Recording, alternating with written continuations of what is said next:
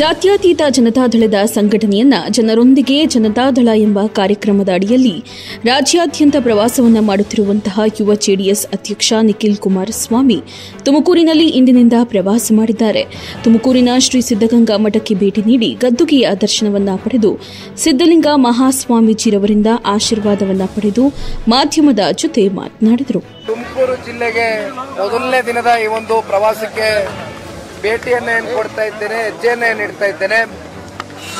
60 ದಿನಗಳ ಕಾಲ ನಿರಂತರವಾಗಿ ರಾಜ್ಯಾದ್ಯಂತ ಹಲವಾರು ಜಿಲ್ಲೆಗಳು, ಹಲವಾರು ತಾಲೂಕುಗಳು ಮೊದಲನೇ ಹಂತದಲ್ಲಿ ಪ್ರವಾಸವನ್ನ ಕೈಗೆತ್ತಿಕೊಂಡಿದ್ದೇನೆ.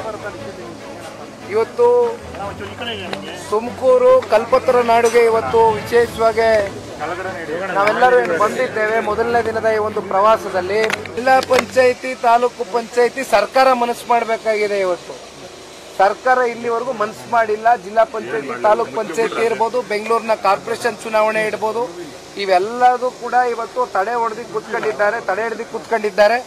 ಹಾಗಾಗಿ ಇದು ಸರ್ಕಾರದ ಕಡೆಯಿಂದ ಅತಿ ಶೀಘ್ರದಲ್ಲೇ ZPTP ಬೆಂಗಳೂರಿನ ಕಾರ್ಪೊರೇಷನ್ ಚುನಾವಣೆ ಆಗಬೇಕು ಅಂತಕ್ಕಂಥದ್ದು ನಾವು ಕೂಡ ಆಗ್ರಹಿಸ್ತೇವೆ.